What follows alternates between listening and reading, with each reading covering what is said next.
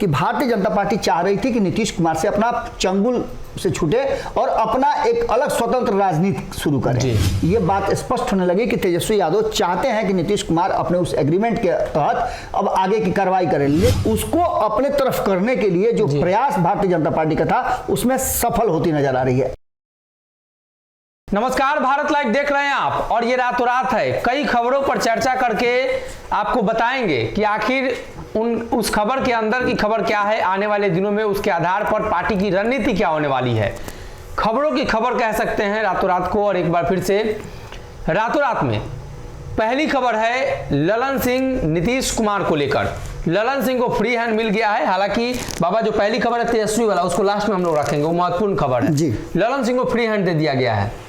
सनी, तो इसमें कहने लायक बात क्या है? आप लगातार देख रहे हैं कि जिस तरह से पिछले एक साल से जी जदयू जिस तरह से चल रही है, ये एक साल से का मतलब मेरा है कि जब से ललन सिंह को फुल कमान मिला है, उनको राष्ट्रीय अध्यक्ष बनाया गया है।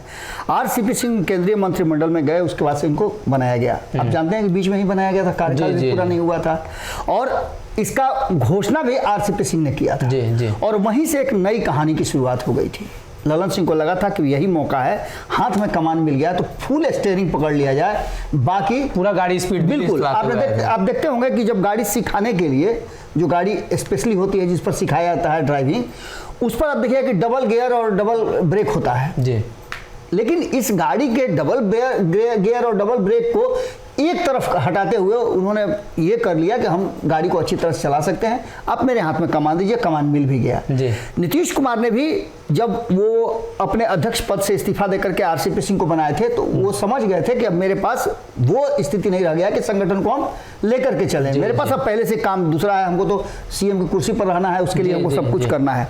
लेकिन ललन सिंह वहां से अपनी स्ट्रेटजी बनाना शुरू कर दी है। आपको याद होगा 2 साल पहले जब ये सब कुछ हो रहा था तो संपादक मोहन मिश्रा जी ने पंचनामा के माध्यम से ये बात कहा था कि ये बहुत लंबा रास्ता जो है तय नहीं कर पाएगा।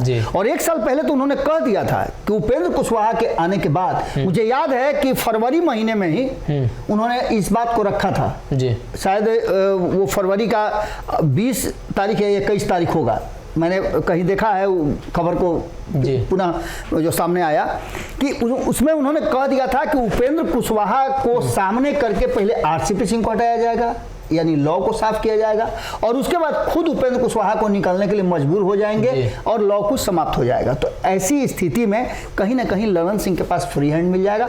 ललन सिंह ने खुद को उस सीट पे बैठा लिया है और अब जब दूसरी बार वो आए हैं तो फुल फ्लेज में आए हैं। बार बार जो किसी छात्र को मौका दिया था मॉनिटर बनने का तो वो अपने आप को टीचर ही समझने लगता है, क्लास टीचर ही समझने लगता है। और अब उस स्थिति में आपने देखा होगा कि जो एग्रीमेंट की बात चल रही थी, जाते जाते उन्होंने एक और रास्ता अपने लिए सुगम कर लिया कि जो एग्रीमेंट की बात चल रही थी जदयू और आरजेडी के बीच में, उसको भी समाप्त करा लिया। उपेंद्र कुशवाहा ने जैसे ही सवाल ये खड़ा किया कि एग्रीमेंट क्या हुआ ये बताइए, उसके बाद उन्होंने कहा कोई एग्रीमेंट नहीं हुआ है बातचीत। यानी कि स्टीयरिंग पर बैठते ही उन्होंने सबको एक नए सिरे से, मैं कहा जाता है तो जाल में बांध दिया। और उसका नतीजा आप देख रहे होंगे कि आगे जो है जिस तरह से ललन सिंह सब कुछ लेकर के चल रहे हैं, जो लोग भी बचे हुए हैं वो सिर्फ और सिर्फ ललन सिंह के प्रति उत्तरदायी हैं। और इस बात के लिए कहीं ना कहीं ऑथराइज कर दिया है नीतीश कुमार ने भी। कई ऐसी बातें हैं, कई मीटिंग्स में मीडिया के सामने उन्होंने कहा है कि जो करना है ललन सिंह करेंगे। मतलब ललन सिंह को कमान मिल चुका है। बिल्कुल, भाजपा का ऑपरेशन सफल। भारतीय जनता पार्टी हर जगह कुछ ना कुछ ऑपरेशन करती है। ऑपरेशन जदयू तो फेल हो गया था, सरकार गिराना चाह रहे थे, विधायक पलटना चाह रहे थे, लेकिन नीतीश कुमार नहीं पलट दिया। इस बार भाजपा का ऑपरेशन सफल हो गया। देखिए, भारतीय जनता पार्टी पिछले 17-18 सालों में हमेशा बैसाखी पर चली है नीतीश कुमार जी। लेकिन इसके साथ साथ आप देखिए कि भीतर खाने में ये चर्चा हमेशा बिहार कैडर जो है वो करता रहा है। जो लोग नीतीश कुमार के साथ सत्ता में और सरकार में हैं उनकी बात मैं नहीं कर रहा हूं। वो तो हमेशा चाहते थे कि नीतीश कुमार के साथ ही रह करके वो अपना सत्ता सुख जो है, चरम सुख उसका प्राप्त करें। लेकिन जो लोग बाहर थे, जो संगठनिक लोग थे, जो ये देख रहे थे लगातार कि भारतीय जनता पार्टी इतना मजबूत होने के बाद भी पूरी तरह से अपना वर्चस्व नहीं बना पा रही है, उसका कारण आप देख रहे होंगे न जदयू में और ना आप देखे होंगे भारतीय जनता पार्टी में, दोनों में नेतृत्व का अभाव है। ऐसा कोई नेता नहीं है। अब तो धीरे धीरे तैयारी शुरू हो गई है, सम्राट चौधरी को आगे बढ़ाया जाता है, विजय कुमार सिन्हा आगे बढ़ रहे हैं, राजेंद्र सिंह को आगे बढ़ाया जा रहा है फिर से, ये सारी चीजें हो रही हैं। लेकिन इन सभी चीजों में एक बात जो नजर आ रही है वो ये कि भारतीय जनता पार्टी चाह रही थी कि नीतीश कुमार से अपना चंगुल से छूटे और अपना एक अलग स्वतंत्र राजनीति शुरू करें। और ये अब जैसे ही नीतीश कुमार 6-7 महीने पहले अलग हुए, उसके बाद से दुख तो हुआ है सरकार जाने का, लेकिन वहीं भारतीय जनता पार्टी के जो बिहार कैडर के लोग हैं उनमें एक खुशी भी थी कि अब हमें मौका मिलेगा। 2020 का चुनाव परिणाम भी उन लोगों को इस बात के लिए आगे बढ़ने के लिए मजबूर कर रहा था कि वो भारतीय जनता पार्टी पहली बार नीतीश कुमार से आगे निकली थी, सीटें उसकी डबल थी।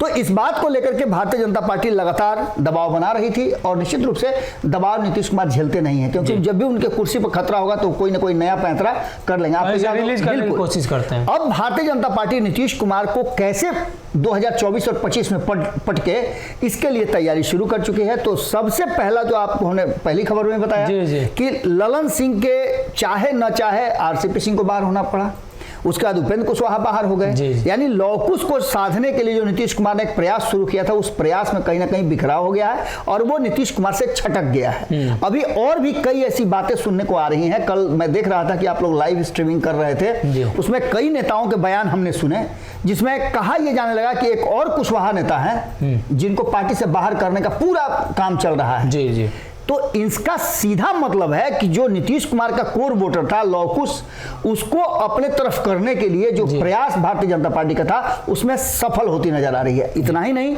इसके साथ साथ जीतन राम मांझी भी हैं और सहनी इस पर भी डोरे डाल रही है। यानी जो हम बार बार कह रहे थे कि भारतीय जनता पार्टी का ऑफर जो है, उस ऑफर को बहुत लोग एक्सेप्ट कर सकते हैं। लगता है कि भारतीय जनता पार्टी अपने प्लान में कामयाब होती नजर आ रही है और आने वाले चुनाव से पहले ही ये सब कुछ देखने को मिल सकता है। देखिए, बिहार में तेजस्वी यादव ने बड़ी चालाकी से अपना गेम बदल दिया है। बाबा जानने की कोशिश करेंगे तेजस्वी के बयानों को। अगर आप गौर करेंगे तो तेजस्वी अब बड़ी परिपक्वता से बात करते हैं। तेजस्वी यादव अब लगता है कि लालू प्रसाद यादव से कुछ सीख चुके हैं, सोच समझ कर बोलना, सामने कुछ बोल भी दिए तो पीछे में कुछ और करना। पिछले 20 दिनों में बिहार की राजनीति में बहुत सारे बदलाव हुए हैं जी। एक तो जदयू के अंदर का बदलाव आपको नजर आ रहा होगा, दूसरा आरजेडी के बयानों से भी बदलाव आपको नजर आ रहा होगा, और तीसरा सबसे इंपॉर्टेंट बात आप समझ लीजिएगा कि राष्ट्रीय जनता दल और जदयू, राष्ट्रीय जनता दल और जनता दल यूनाइटेड के बीच में जो बयानों का एक दूसरे पर सिलसिला शुरू हो गया है वो काफी महत्वपूर्ण है। इसको देखना होगा और ये इसलिए हो रहा है कि अब ललन सिंह ने ये बात कह दी है कि कोई भी मुख्यमंत्री बनने का हम लोगों ने वादा नहीं किया है, न विलय का कोई वादा किया है। भारतीय जनता पार्टी अब बार बार पुश कर रही है, बेल दबा रही है लालू प्रसाद का कि अब किस बात का इंतजार कर रहे हैं, हम बाहर हैं सत्ता से, आपके पास मौका है, आप जदयू को तोड़ के अपने बेटा को बना लीजिए ना जी। एक ये मौका चल रहा है। और दूसरा सबसे इंपॉर्टेंट बात कि जो एग्रीमेंट की बात चल रही थी, एग्रीमेंट हुआ कि नहीं हुआ ये दोनों क्लियर नहीं कर रहे हैं, लेकिन कुछ तो बहुत जरूर बात है कि इसलिए कि उपेंद्र कुशवाहा कोई ऐसे नेता नहीं है, इनसाइडर रहे हैं, उन्होंने कहा भी है कि एग्रीमेंट कुछ जरूर हुआ है जिसका खुलासा नहीं हो पा रहा है। तो ऐसी स्थिति में लालू प्रसाद जानते जरूर होंगे कि क्या एग्रीमेंट हुआ है। जाने से पहले जब ऑपरेशन कराने जा रहे थे उस समय भी उन्होंने ये अपनी बात रखी थी, अपने करीबी लोगों को बुला करके, अपने वरिष्ठ नेताओं को बुला करके कहा था कि मैं जितने दिन नहीं रहूंगा आप लोग संभालिए, और उन लोगों ने संभाला भी। 2023 में तेजस्वी यादव को मुख्यमंत्री बनाने के लिए लगातार चर्चाएं हुई और ये भी कोई हल्का आदमी नहीं बोला। पार्टी के जो प्रदेश अध्यक्ष हैं उन्होंने ये बात कहा था कि 2023 में बनेंगे। इसके साथ साथ कई पुराने जो राजद के कार्यकर्ता हैं, विधायक हैं, वो अब इस बात को कह रहे हैं कि होली बात बन जाएंगे जी जी। लेकिन इन सब बातों से सबसे इंपॉर्टेंट बात जो सनी है कि कल हमने एक खबर दिखाया था जी। उस खबर में थोड़ा सा हम जाएंगे तो बॉडी लैंग्वेज जो बदली है तेजस्वी यादव की, उसका अंदाजा लग जाएगा आपको। तेजस्वी यादव बिहार से जाते हैं पिता से मिलने जी, लेकिन मिलते किससे हैं वो?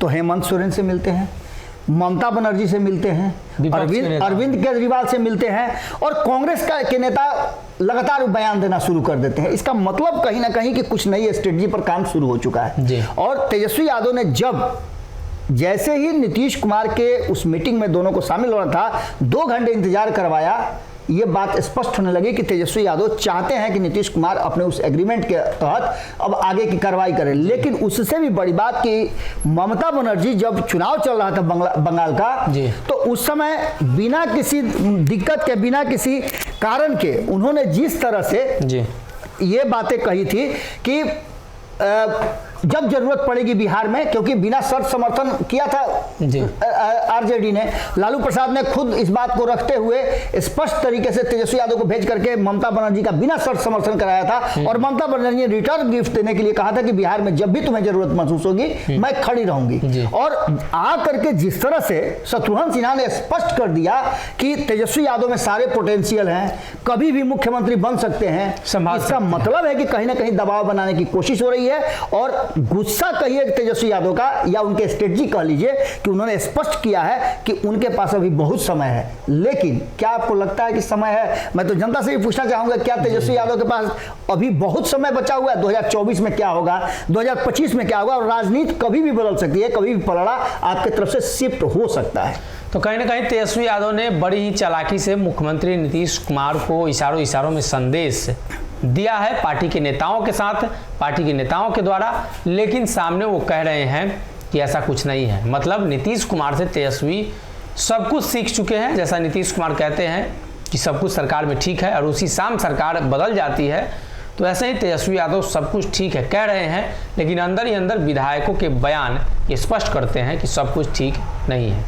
अगर ये वीडियो पसंद आई और वह बिहार के राजनीति और बिहारियत से सरोकार रखेनी तो सब्सक्राइब बटन दबा के चैनल के सब्सक्राइब कर ली। ओजे एगो घंटी बा, ओकरा बटन दबा देला से कुल सटीक और मारक खबर रुआ मुफ्त में मिल जाई। अगर रुआ पत्रकारिता के हमनी के नया प्रयोग में सहयोग कर चाहतानी तो ज्वाइन बटन दबा दी। पेटीएम नंबर नोट कर ली 9386816700। धन्यवाद।